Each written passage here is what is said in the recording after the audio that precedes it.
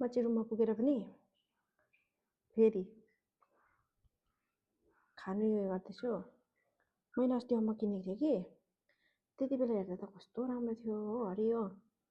कहिले किनेको भने चाहिँ यो मैले शिवरात्रि पूजामा किनेको हो। अन्त मैले यत्तिकै यो चाहिँ रहिरहेको थियो होइन पता नि मैले होइन मैले चढाएको थिएँ त। अन्त यो मैले उठाएर प्रसाद मैले राखिरहेको थिएँ त। अनि मैले खाएको थिइनँ। अन्त पाकेछ हो। अनि खानु पऱ्यो भनेर काटेको मैले।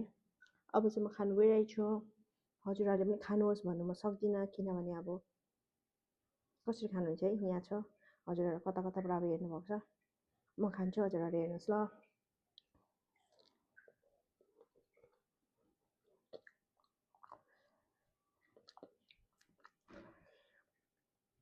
अम्बक हो कि निमुटेङ्गा हौ अमिलो पो छ त। अन्त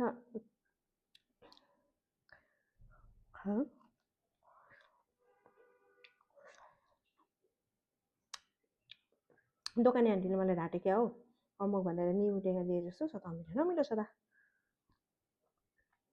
उता बाहिर चाहिँ फेरि यस्तो पर्छ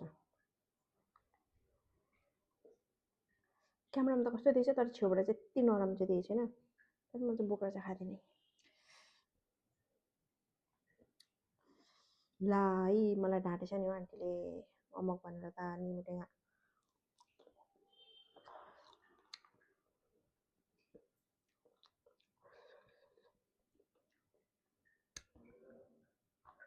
अनि अम्बक अमिलो हुन्छ त